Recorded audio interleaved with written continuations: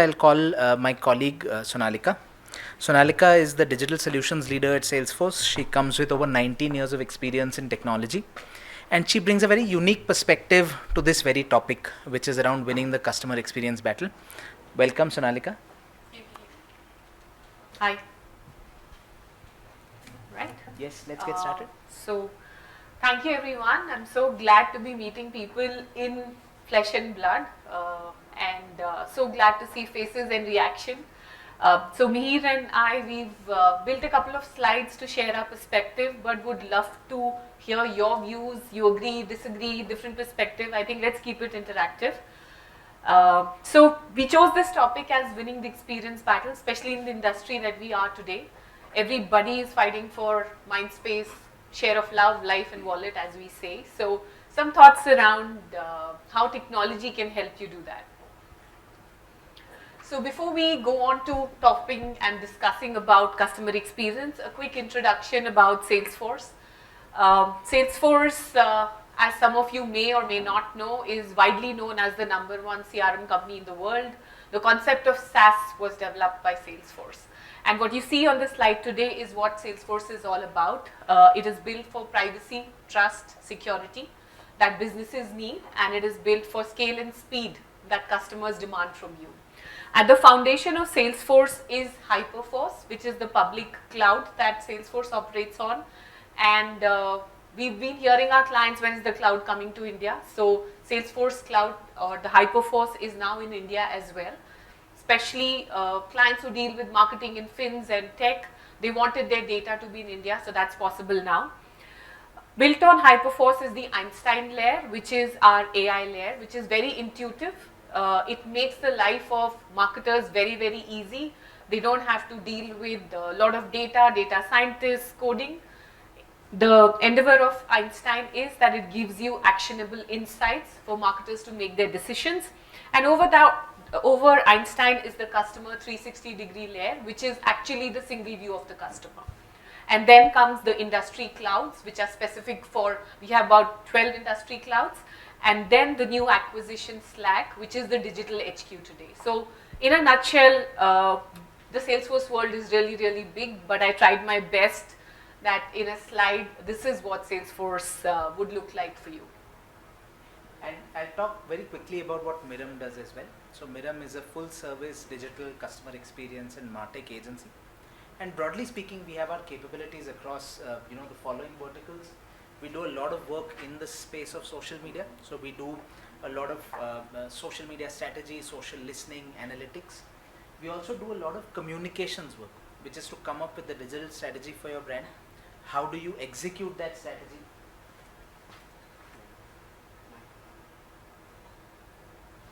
Sorry about that. How do you execute that strategy through creative and production at scale?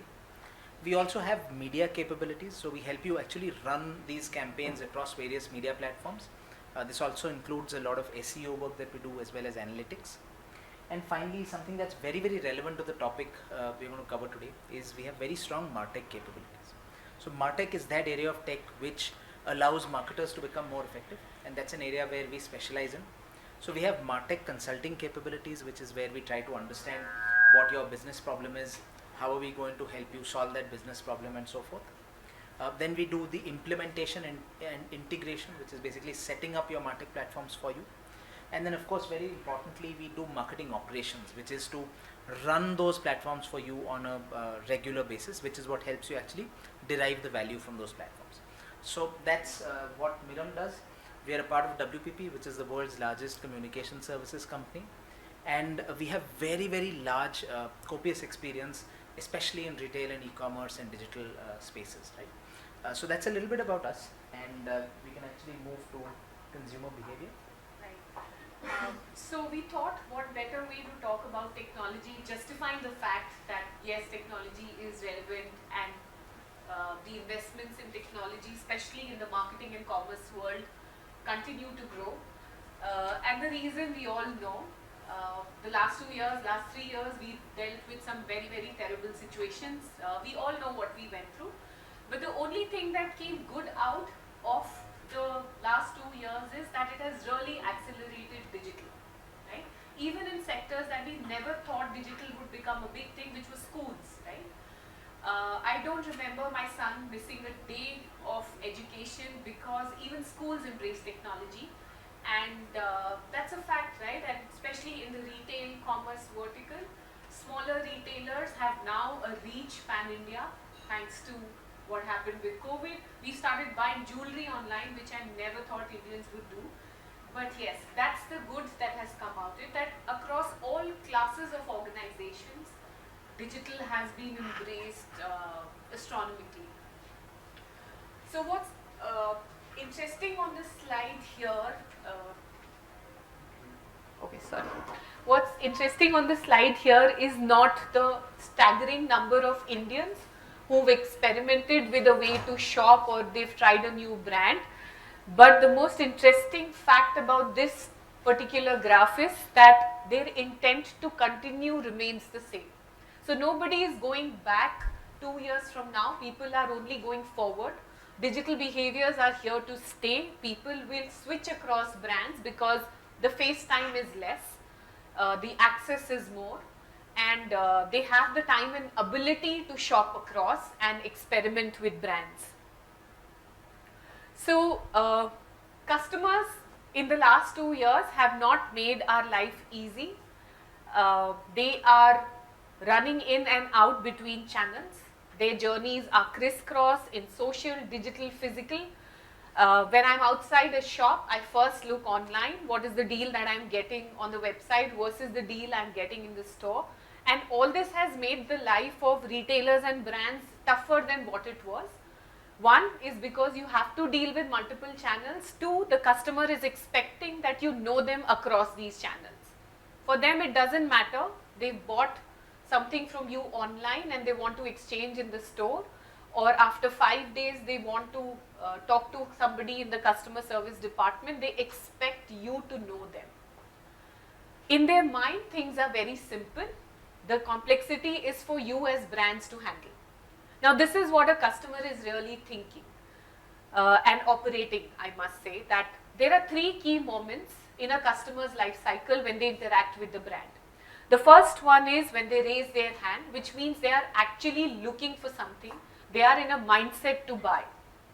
And I was just doing some research that even today, only about, I think 17% of the brands are able to respond in real time to a client inquiry. In 5 minutes, maybe 17% of the brands can make that call back or pop up a web form for more details. And every minute of latency diminishes your chances of converting that customer. So it is important for retailers like yourselves and other brands that you are present when the customer is in the mindset to buy. That's important. The second key moment in a customer life cycle is when they do engage with your brand, which means they are actually talking to you. At that point in time, they expect you to know them. They expect that your teams have the information about their transactions, their purchases, their lifetime value, if any. And all this information needs to be available in real time. The issue that I often hear my clients say is that we have all that information. You know, we capture transactions, we capture whether they bought online or they've gone into the store.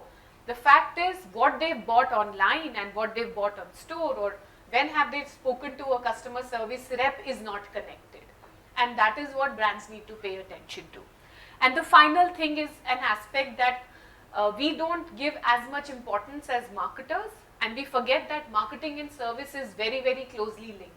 As marketers, you put in so much effort to communicate with clients, to engage with them, to segment them, to send them offers. And when they finally buy from you and they have an issue and they call your call centers, the call centers are not armed with that information. So a great buying experience sometimes falls flat because the service experience is not up to the mark. So what is the customer really expecting from you as brands? They are expecting that when they raise their hand, when they engage, or when they have questions, they have a unified and consistent experience from you. An exceptional experience or a great experience is cherry on the top, but at least they, as a brand, you should know them across channels. That's their expectation. So Mihir, what do you think brands are doing today to, deal with these customer expectations? I think, this is a very important question, and we were also racking our brains about this last year. What we did is we actually ran a survey with 279 was the final list of respondents, CMOs and other decision makers in India. And we called this the Mirum India martech report that we launched a few years back. This was powered by WPP and Salesforce. We'll just talk about a few insights which answer the question that Sonalika was asking, that how are brands responding to this. And we saw some very, very interesting phenomena. One specific phenomena which is very interesting is what we are calling the rise of the martech heroes. So the rise of the martech heroes essentially is that there is one cohort called the martech heroes who are saying that they are already heavily invested into martech platforms and who are going to continue to substantially increase their investment over the next 3 years. Now this cohort, why are they doing this? Is because they are, the survey goes into a lot of more depth, and we have copies for all of you which you can pick up on the way out. The survey goes into a lot of depth about this, and what we saw was they were able to deliver great customer experience, and they were able to get a lot of ROI, which is why these folks who are already investing heavily, they are also going to continue to invest, and that's a full 53% of the respondents to that survey. This also brings to light a very interesting thing. If one is not in the martech heroes, then the risk is you actually could fall further behind, because you may not be a big investor in these technologies today, but the ones who are probably going to accelerate even further. So that was one very interesting observation. The second observation, which is very closely linked to customer experience, is the fact that looking at this kind of a nomenclature of martech heroes, one may think are these like worshippers at the cult of technology, people who think if I get the shiny new technology toy, it'll solve all my problems and so on and so forth. But that's not really what we saw. What we saw was that martech heroes actually over-indexed when it came to answering this question, right? Has your marketing strategy been driven more by creativity or technology? If you are a martech hero, you are more likely to say that it was driven by creativity or both by creative and technology, right? Rather than saying technology. And we believe this great creative is finally, and by creative I mean any sort of communication that's being shown to a consumer. This is customer experience, right? So the martech heroes believe, that's our interpretation from this data, that the technology is an enabler for delivering these experiences. And interestingly, when we further probe these guys, what are the technologies where these substantial increases are going to happen? We saw that the top 3 responses, the first one was marketing analytics, performance and attribution, followed by customer data platform, which is the CDP, followed by e-commerce platforms. These are all very, very closely linked to being able to deliver these great experiences. So, really what this helps us assess is what are these people thinking in terms of, I have to deliver a customer experience, what do I need to invest in order to be able to deliver that. Yeah, and we have some very interesting stuff from Sonalika coming up. Right. So it's great to see that there is cognizance of the fact that data is gaining so much importance. And then I saw words like real-time personalization. So great technologies for any organization to have in their ecosystem, especially for marketers. The only addition, Mihir, I have on this topic is that when you think of investing in martech technology, or martech as we say, align it to the stage of customer life cycle, because martech can over a period of time get overwhelming. I think it is important to view the journey that the customer is taking with you and make your technology decisions according to that. Now if we look here, I just try to visualize what a customer journey could look like. It'll probably start with, as I said, awareness and consideration when somebody is looking for information. At that point in time, it is very important for brands to get that information which is clear, consistent and in line with what the customer is asking for. And if the customer has visited your website, they are coming back again, it is important that you personalize your web experience to reflect that you understand what the customer is looking for. Or if you know that the customer is interested in a certain band of products or services, you segment and target them accordingly. When they move through commerce, which is when they are actually buying from you, and when they are buying online, it is important that your order management systems, your buying, your cart, your payments are all aligned, and you're offering them flexibility. When they walk into your stores, they ordered online and they did not find what they were looking for, and they come into your stores, you should be equipped with clienteling apps or endless aisles. And then moving to service, where they have a single pane of glass on all the information pertinent to the customer. And finally, it's all about loyalty. You don't want your customers to be one and done. You make so much effort in acquiring a customer. It is important to think about loyalty in the long term, whether it is points, it's offers, it's benefits, or it's just a differential experience.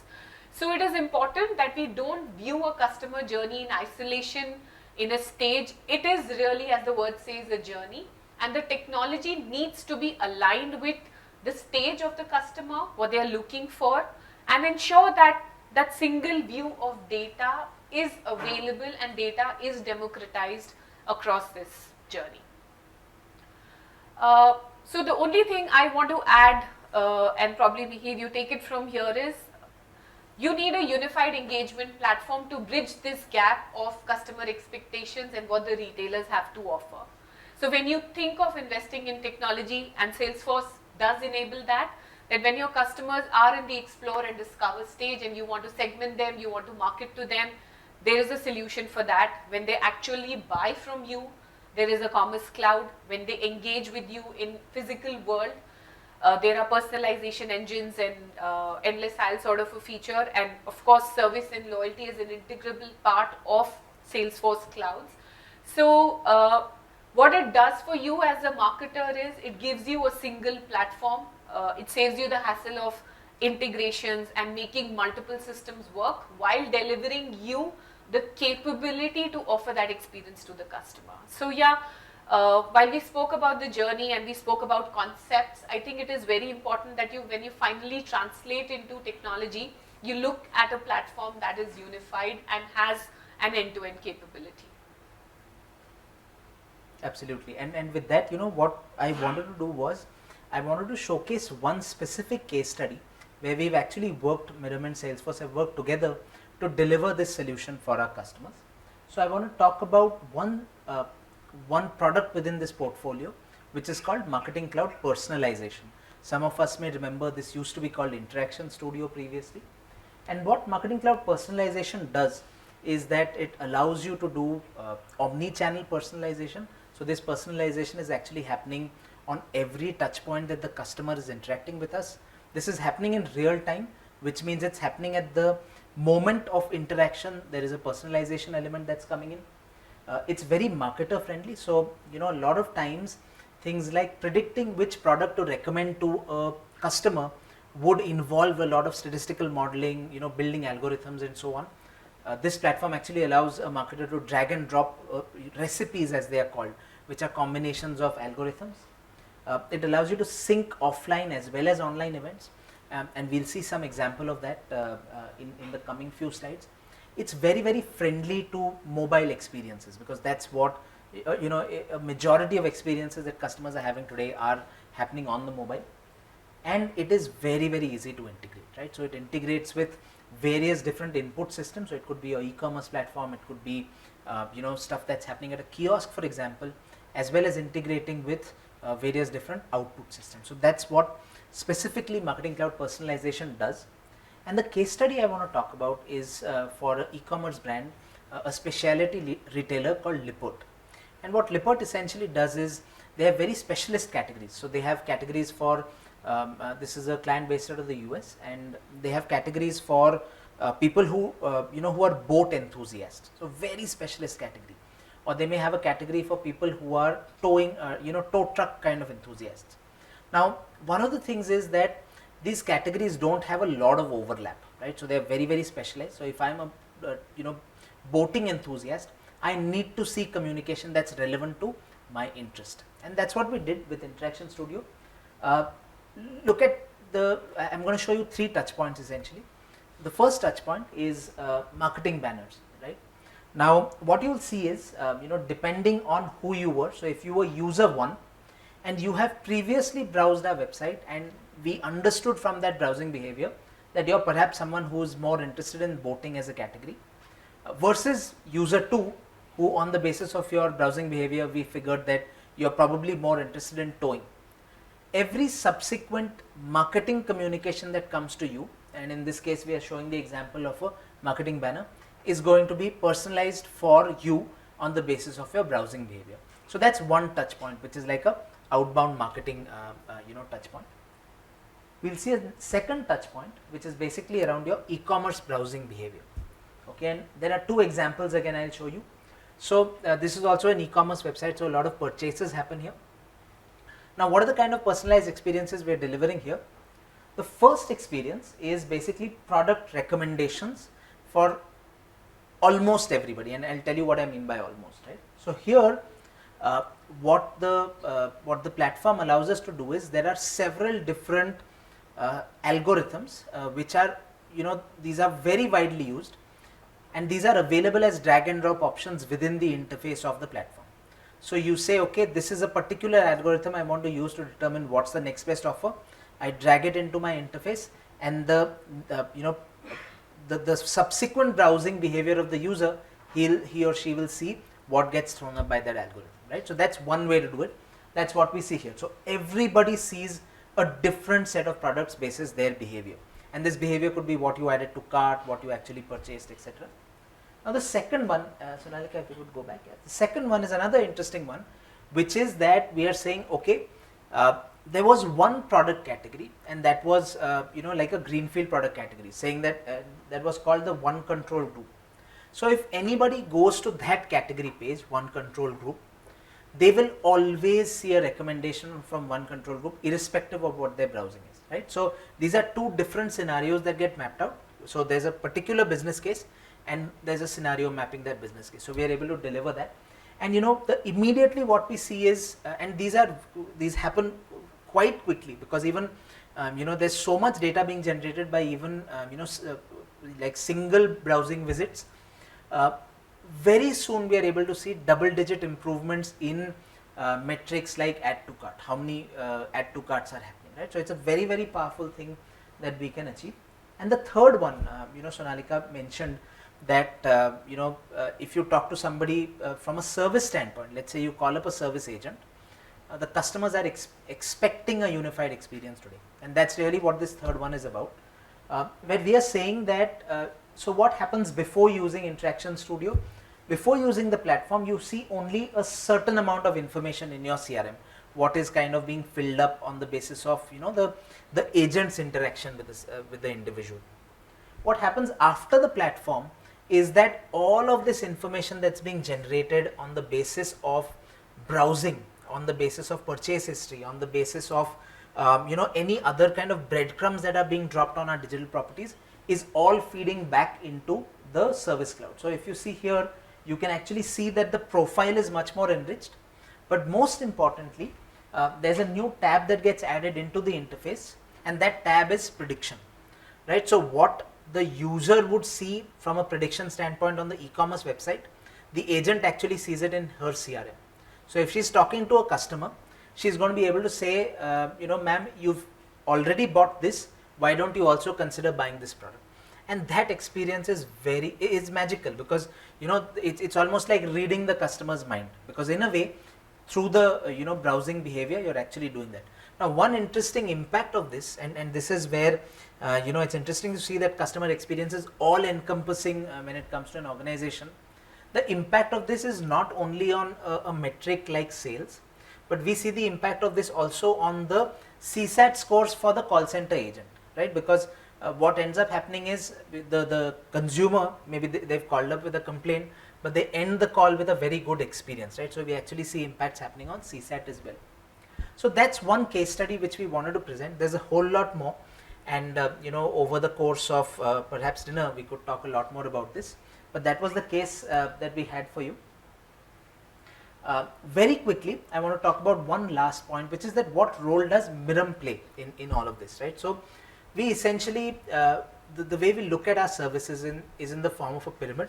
Right on top is martech consulting. So we actually talk to you to understand what your current martech landscape is, what your current business problems are, and what's the desired state that you envisage, right? And so that we are able to build out or we are able to propose a solution for you, that this is what could happen. The second stage is what we call implementation and integration, right? Which is where you say, okay, this solution makes sense, we get a sign off on the solution, we actually go ahead and build that solution for you using the martech suite. And then the third piece is what is called as run and operate, right? And in a lot of these cases, the real value from the platform comes out of using the platform on a day-to-day, week-to-week, month-to-month basis, and that's what we also help you to do through run and operate, right?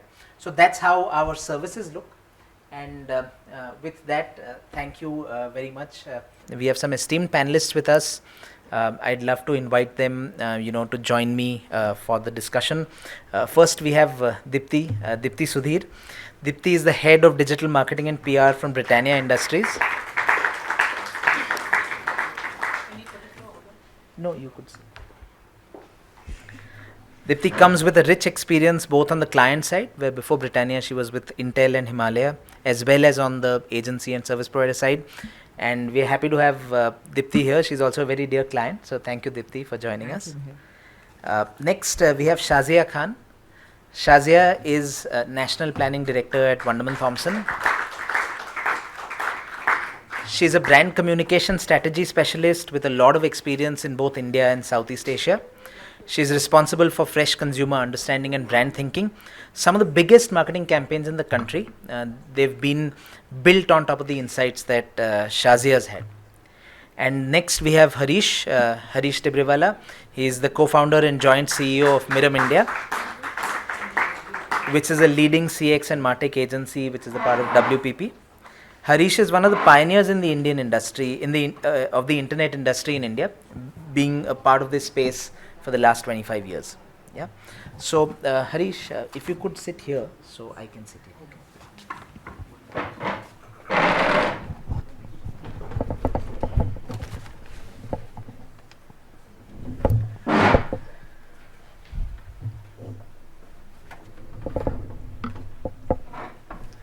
Okay. So yeah. It's okay. We could swap. Yeah.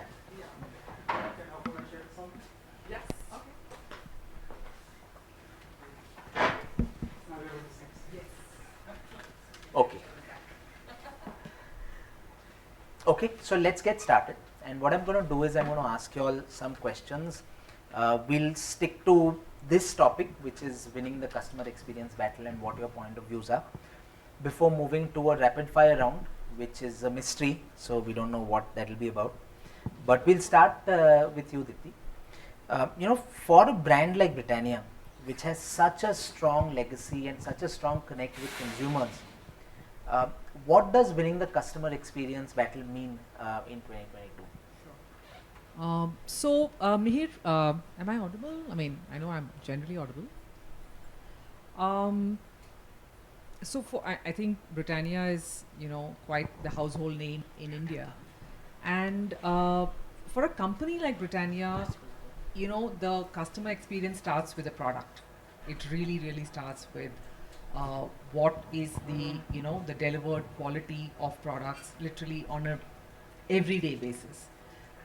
Because our products are so frequently consumed, we cannot afford to, even let a single batch go by where we're not really delivering optimum quality. So I think it's totally, absolutely unpardonable for us to say that it starts anywhere else in the journey but from the product, right? Having said that, it's a very vast consumer base that we're talking about. We serve over 1 billion Indians, literally, right? And it's really massive, the kind of supply chain that we operate on. But having said that, so that's really the starting point of consumer experience, and we work closely with you and your organization to kind of really, put the technology layer over and above that to really help us know where we are going wrong and where we need to correct on a daily basis. Having said that, to be able to deliver quality on a daily basis to consumers across, the length and breadth of the country is also a very complex supply chain, and they are as much our customers as the end consumer is. So distributors, warehouse, agents, retailers, right? We are in over 6 million outlets across the country. So it's really, really a massive supply chain, and they are as important a customer base to us as is the end consumer. And yes, technology plays an extremely key role in ensuring that we're delivering products that they need to sell to the last mile, and we're delivering them in the right quantities at the right time, and so on and so forth. So I think consumer experience for us is really seen in a much larger light than just only the end consumer. And listening in to both kinds of consumers, not just the last mile end consumers like all of us in the room, but also to the customers is equally important for a company like Britannia. For end consumers, we work with you all very closely to really help us keep ourselves updated literally on a daily basis. There are crises that we face, and yeah, it's a constant learning process, but it all starts really with the product. Yeah. That's very interesting, and actually that leads me to a question to Harish, which is like follows on from what Dipti mentioned. You work with a lot of brands on digital, right? Do you see a similar sentiment being expressed by brands that product is really where everything starts? And in fact, even a deeper question, is delivering great CX really something that brands bother about? Yeah, I think I've seen this transition happen over the past few years where clients are moving more and more to customer experience. The brief really comes in terms of how can you design a great customer experience. And some of the reasons I believe for this is, one is that most of the brand experiences we get now is from the mobile. And on mobile, your real estate is so small. I mean, how do you ensure in that small real estate, you are able to cater to different kind of people, different kind of clients, and get them to the information they're looking the fastest in an extremely personalized manner. The second is that the world of apps, app is a 0-1 sum game. If your app is a bad app and somebody has deleted the app, you have lost that person perpetually. You will never be able to get back to that person. So extremely important that your web build, your app build are very, very customer centric. The third is in the world of digital, there is so much digital footprint being generated that we're able to map the footsteps of every kind of profile to a lot of detail to understand from where the person came, where did he exit, where did he spend time, what experience was that person looking for. So I think all of this is contributing to a lot of growth as far as CX is concerned. When I start looking at our own business, whether we are doing media, whether we're doing content creation, whether we're doing community management, whether we're doing CRM or martech, I think the center of all of it is to create a great customer experience. So if I have to describe ourselves as Mirum, we are really a customer experience agency, pretty much in everything that we do. That's very interesting, and you see this demand coming from the customers more and more as well? Oh, absolutely, absolutely. Interesting. Shazia, those of us who talk to you and know you, we've heard you say that, while thinking about customer experience, we need to take off our marketer lens and wear the customer lens. Can you share that thought with everybody, please? Yeah, thanks, Mihir. I want to share it through an example. And I want to talk about a specific, very high involvement experience. And, India, earlier there was a Sonalika talked of jewelry, right? India is a gold market, and we had very big clients who wanted to create a preference for diamond jewelry. And the biggest purchase occasion was weddings. So you can imagine how high the stakes were. And we did a lot of work to find a way to create preference, and that's a separate case study in itself to do with the positioning and all of that. And I was doing research with consumers, and they really loved the new space that we had created. And then there was this young bride to be who turned to me and said, "Ma'am, even if you gave me a diamond necklace, I wouldn't wear it on my wedding day." So I was, quite taken aback. I said, "Why are you saying that?" And she just looked, as if there was such a sense of exasperation that we don't understand. She said, "Because it wouldn't match my outfit." So I said, "Can you talk a bit more about that?" She said, "See, all the saris, all the lehengas, all the shararas, they all have gold embroidery. And we all know that in India, right? The brides are beautiful with their gold jewelry and their gold embellished work." And she said it wouldn't match with the diamond set on the ears and the necklaces and the bangles. And I said, "We have to go and do something about it." And I went back to the client, and initially there was a bit of a resistance that, that's really not our problem. We are here to sell the jewelry, etc. But we pursued this, and it ended up in a big program where we went to India's top designers like Tarun Teheliani, Rohit Bal, Ritu Kumar, and many others. And we said, design a look that the bride can shop to. And in reality, what happens, all of us have family and friends, getting married. For 3 months, the bride's outfit is getting made, right? And she's shopping to a look. So she's wearing something on the fingers, something on the, her heels, her outfit, and then the matching jewelry. And every designer had their own interpretation. And the common thread was really that it would look resplendent with diamond jewelry. And this led to advertorials, infomercials, direct mail. I mean, the whole piece. And it was just out of this customer experience. And I think the humility of the team, we actually went in to solve a brand and a category and a positioning problem. But we said we need to go beyond that to solve for the customer experience. Right. And I'm so grateful that young, and all of us know brides to be, right? They are the last word on what's going to happen at their wedding. It's their big day.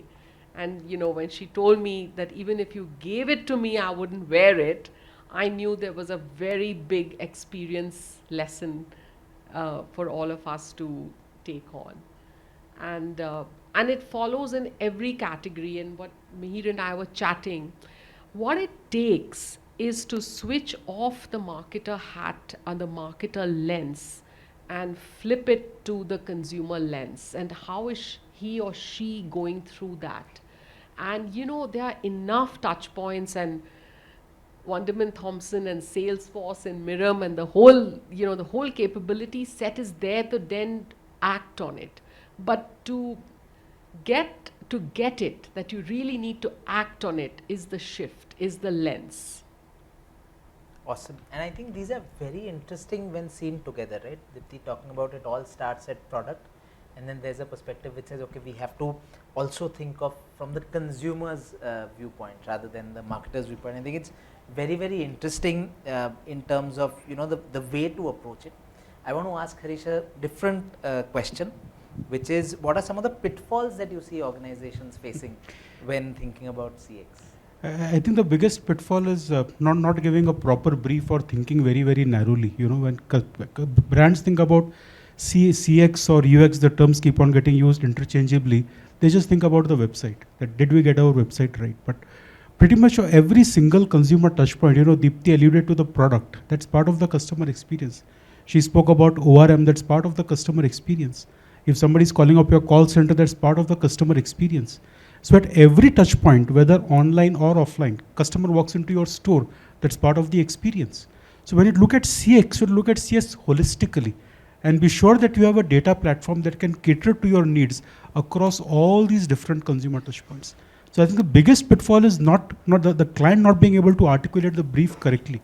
And it's our job to go back and help the client understand that every single touch point is actually determining the customer experience. Any break in that journey anywhere makes it a bad experience.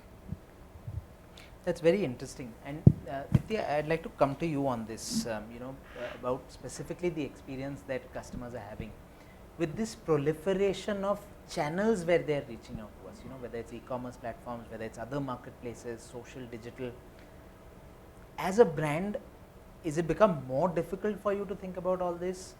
And how are you kind of dealing with this particular situation? It certainly is, Mihir. It's way more complex than it was even a year and a half back. Obviously, largely also led due to COVID and just the sheer number of opportunities that led to, right?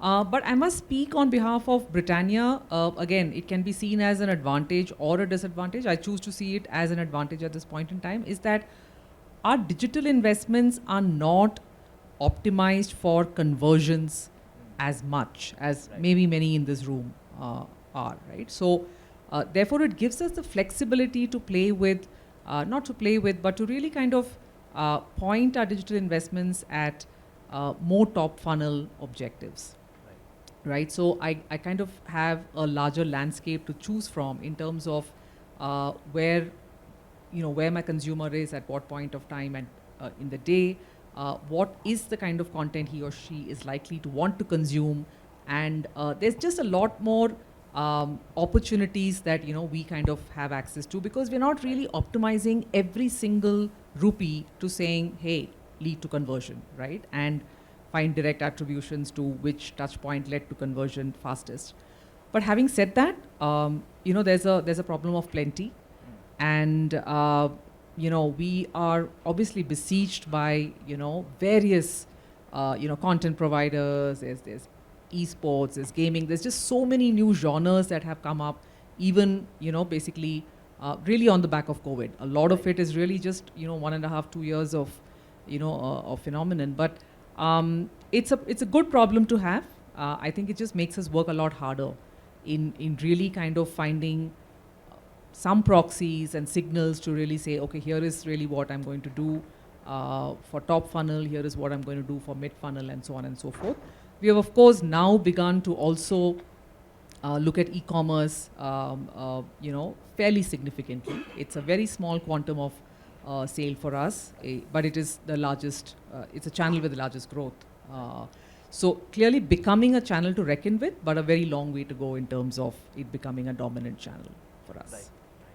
And Dipti, when you're thinking of addressing some of these challenges, we saw a question in the poll. What's really driving the marketing strategy? Is it creative? Is it technology? Is it a equal mix of both?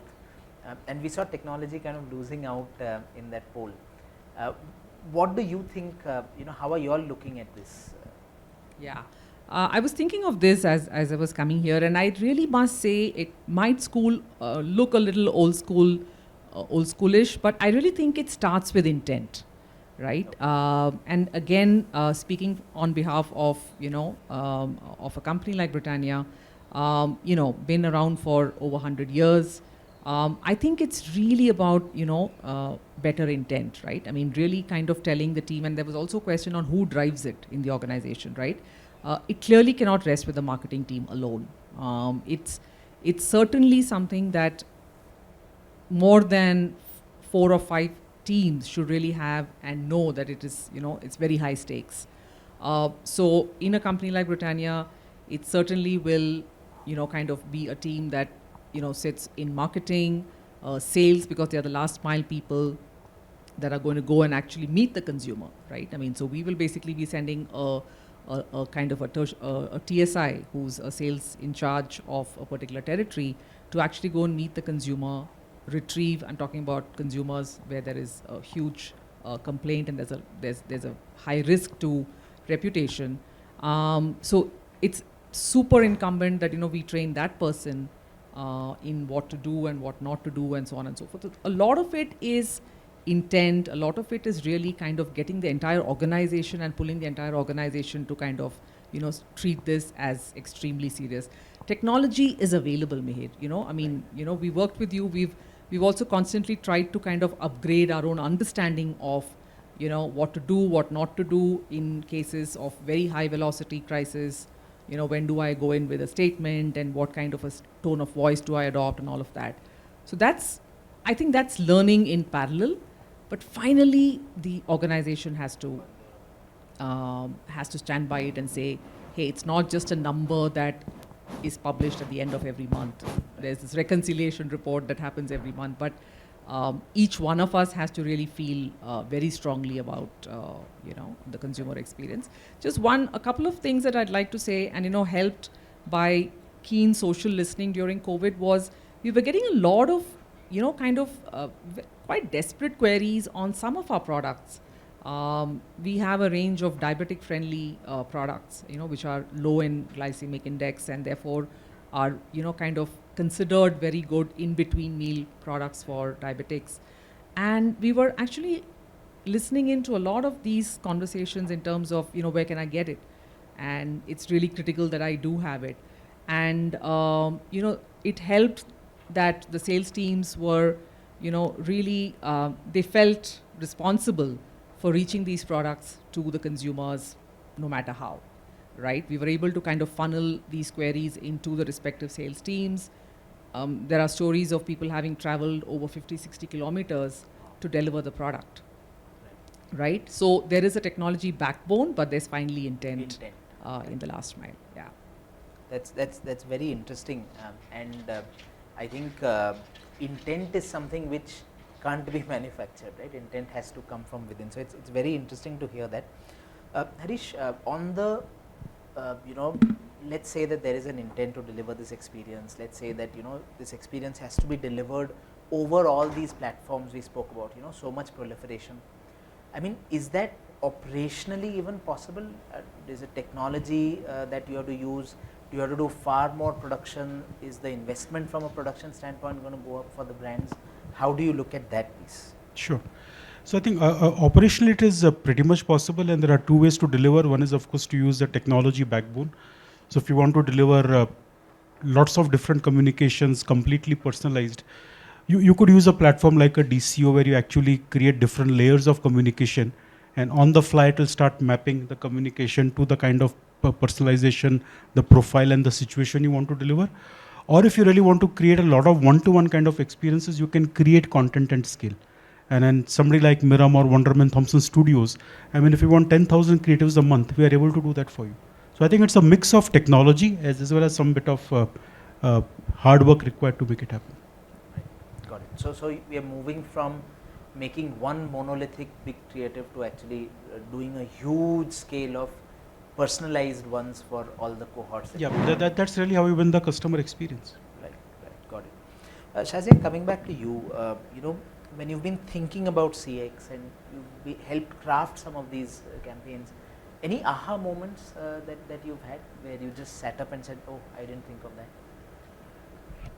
Yes. I mean, there have been several, but I think one of my sort of recent ones, and it's also backed by global data, where they say that the most effective pieces of work which address customers and the connection is when you make the requisite shift in the target audience. We are seeing it all the time. Different people are shaping and influencing and deciding in categories. Children have a point of view on the phone, and women are talking insurance, and men are getting quite into cooking and food. So everything is shifting, right? So I'll tell you about a true, something that we uncovered with financial services and investing. Typically the audience is the young working people, so 20s to mid 40s, right? And as we kept talking to them, we realized that there's actually a lot of investment decisions being taken by the seniors in the house, like the dad of the 40-year-old. He's still handling a lot of the stuff. And so we made a case for it and said, we should be talking to people even at that age group. And initially there was resistance and all that. But I think as we persisted, there was a realization. So I think that keeping a very sharp eye on who is the target audience, who is influencing and who is deciding, just the other day, I was talking to someone in our company, and their whole family and friends had gone to Europe. And this anecdote was shared with me. All the children in this group of family and friends wanted to visit the car factories of the German brands. There you have a glimmer of who's going to be influencing this category, and in any case they are the future customers. So I think always, if we just listen, we are learning things, and I think that's sort of the aha. But the aha is followed by a lot of hard work, because then you are up against a stack of past data and successful track records, and you have to be this voice saying, but things are shifting, and build a case for it. So aha requires that you have to walk the talk, and I always tell people that there is a lonely mile before the rest of the room nods to what you're saying. But if you have an aha, you have to walk the lonely mile for a brief time, and then the other heads will start nodding, and so that's the thing on aha. Very interesting. And so, by the way, when you said "and then the room nods," I saw people nod. So that was good. So actually, as a brand, if I was in the brand shoes, what role does empathy or empathizing with my target audience, what role does that play in being able to think through a good customer experience? I think it's everything. It's everything. And I'll tell you what's the blocker. Anyone will say, of course I've got empathy. How can you not have empathy? I mean, of course we've got empathy. I'll tell you what gets in the way of empathy. And it's people say, okay, if someone to ask you, what's the opposite of success? It's not failure. It is past success. So what gets in the way of present and future success is actually past success. And that is the sort of invisible blocker of empathy. So somebody comes up with one kind of new thing which is really happening. It's up against a stack of 20 pieces of reports and data not showing that new thing up. Okay? And the worst is if all those 20 pieces of data were the big contributors to past success. Okay, then you have this glimmer of something which is really new, which is really based on your empathetic understanding. Just nurture and protect that empathy from past success. And nobody's taking away the past success, but we're saying, but the future belongs to this empathetic view. So, I think you've got to have empathy, but you've got to have kind of a bit of muscle around protecting it too, Right. Very interesting. And what I'd like to do is I'd like to move to a final set of questions before getting into the rapid fire. So Harish, to you first, when you heard this topic, winning the customer experience battle, what actually came to your mind? The first thing that came to my mind is that somebody has finally nailed the marketeer's problem. It is not about winning eyeballs. You can spend tons of money and you'll get a lot of eyeballs. It's not about winning the wallet. You start selling $1 for 90 cents and you'll get plenty of sales coming in. And lot of brands do it and go bankrupt. It is really being able to give the customer the experience that your brand stands for. And to me, the operative word is that your brand stands for. And let me share an example from the airline industry. There's a brand called Singapore Airlines. When you think of Singapore Airlines, it comes across as a brand that cares for you. And this caring reflects across every consumer touch point. You go to their website, it's very nice, soothing colors. The choice of fonts is also very, very polite fonts, not in your eye at all. And the entire discussion is around places to travel and places to see. Very, very endearing kind of communication. And the same experience you get When you are checking in, a very nice person checking in, greet you and do well. And the same experience you get on the aircraft, where these stewardess will be running up and down trying to meet all your needs and requirements. And let's take another brand, Indigo. Indigo stands for basically will get you to your place on time, full stop.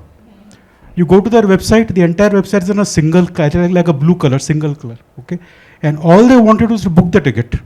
And once you book the ticket, they want to sell you something, wo fast forward kharid lo, kuch meal kharid lo, baggage kharid lo, kuch nahi to insurance hi kharid lo, and you are done. And the entire site is fully transactional. And you get the same experience when you are checking your baggage, You might be flying Indigo to work every day, but carry 7.5 kilos instead of half a kilo extra, they'll force you to take it out. But they will get you to your place on time. And the same culture you will see in the cockpit, So they stand for getting you to your place on time. So they are delivering an experience across every touch point completely consistent for what the brand stands for. So in my mind, if I want to be pampered, I would use a Singapore Airlines or Vistara. Not that won't get me to the place on time. But if I want to really get to someone's place on time, it is Indigo.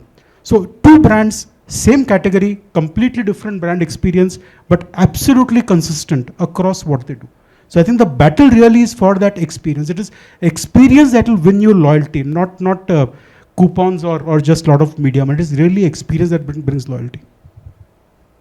Very interesting. And loyalty actually, Diti, goes into the question that I have for you, which is you spoke a little bit about listening, and listening and then being able to respond to consumers who are talking to you.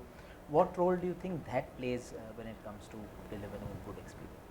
Again, very critical and has evolved very rapidly for an industry like us as well. I'll take an example of, how listening helped us in very recent times. We were listening in on actually conversations around coffee. And coffee, for some reason, became, kind of just magically transformed into the beverage of choice during, lockdown. And everybody was making all kinds of coffee and so on and so forth. So the universe was large. There was a lot of conversations on things that are happening at home to do with food and beverage. We zeroed in on coffee. And we really wanted to understand, is there a space that we can really look at in terms of a product that accompanies coffee? Right? And there didn't seem to be any, as much as there is to chai, because chai and biscuit are synonyms, right? But there wasn't one such to coffee. And there seemed to be a very wide range of conversations on, Indianish snacks, snacks that kind of were somewhere in the middle, fusion, or, Western, the biscottis and so on of the world. But it didn't seem like people actually kind of zeroed in on, hey, this is the magical or the perfect partner to coffee. And from there, actually, we derived a new product idea. And there is a product in the market, soft plug for the product, is a product called Biscafe. It was completely born out of listening in on conversations over a period of a year and a half to 2 years, right? So that's one. And that's talking to a very urban audience, a very young urban audience. And quite on the other side, we have this, very matriarchal brand called Marigold, which is over 60 years old and really talks to the homemakers of India. Even there, the kind of, so we have this property, that we developed where we really nudge the homemaker to become an entrepreneur. If she has dreams of starting off on her own, here is a brand that's going to actually help her dream come true. And there also, very interestingly, we really started finding very small towns, the conversations really, kind of shifting to being more familiar with technology. I mean, thanks to, technology like WhatsApp, YouTube, of course, became very, very prolific during the lockdown. And that led to a very different choice of partners in the second season, right? We went with skill development in season 1 and we partnered with NSDC. But in season 2, season 3, we've really shifted to very technology. So we actually partnered with Google last year in delivering courses to these women in her language of choice, in vernaculars. And therefore, the point is listening really is becoming a very go-to thing for us in terms of either product development, innovation, first in market kind of experiences from a product standpoint, and also in terms of building, larger properties and platforms, who do we really partner with and so on and so forth. So it's really becoming, absolutely critical in day-to-day, marketing operations. Yeah. Right. That's very interesting. You're not the only one who did the soft plug. I asked you this question because we do the. I social recognize listening. that. Yeah. Okay. So Chajay, one question for you.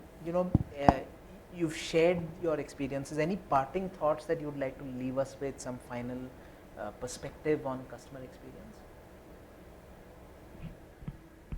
I think it's, everyone is singing the song of customer experience, but when you're actually in a room working on a project, to follow through on it and make the requisite actions is takes a lot.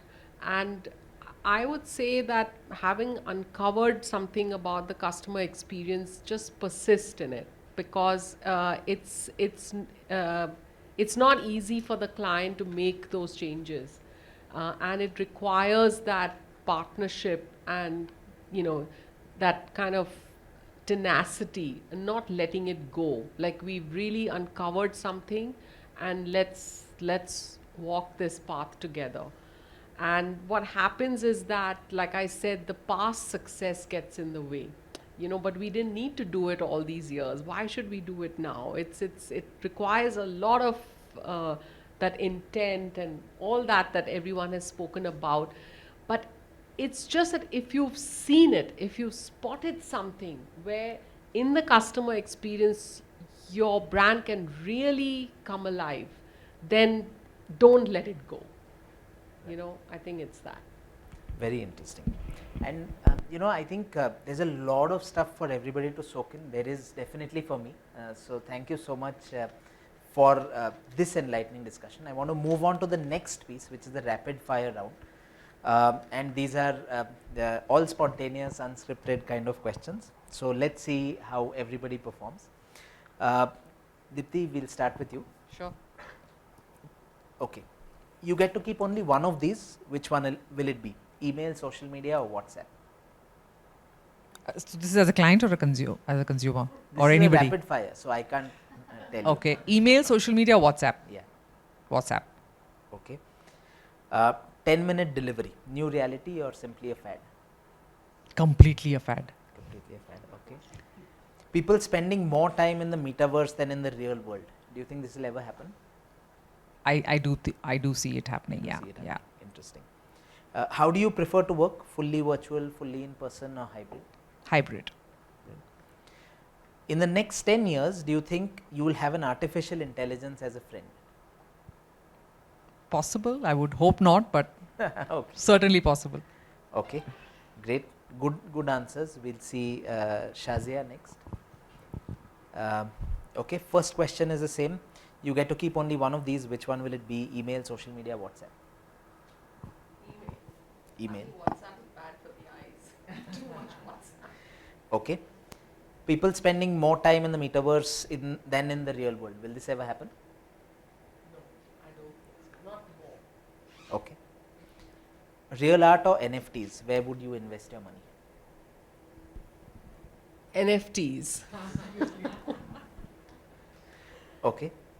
How do you? I thought you'll say mutual fund sahi hai, but it's fine. She's the one who came up with that campaign. So, how do you prefer to work? Fully virtual, fully in person, or hybrid?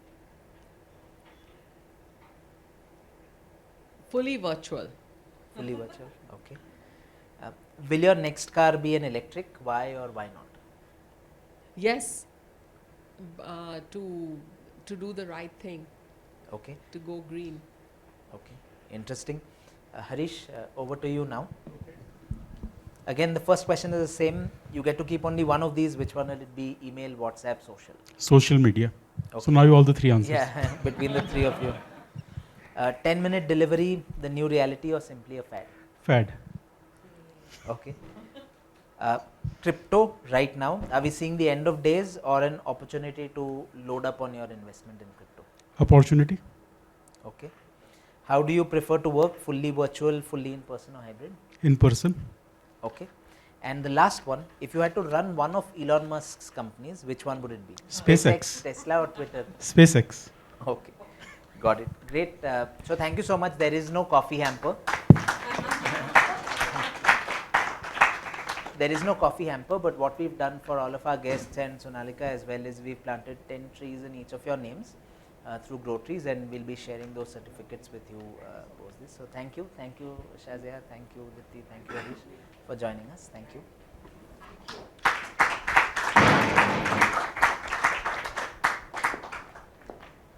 So, of course, I've thanked the panelists for coming here and joining us in this enlightening discussion. Thank you, Sonalika, for spending time with us.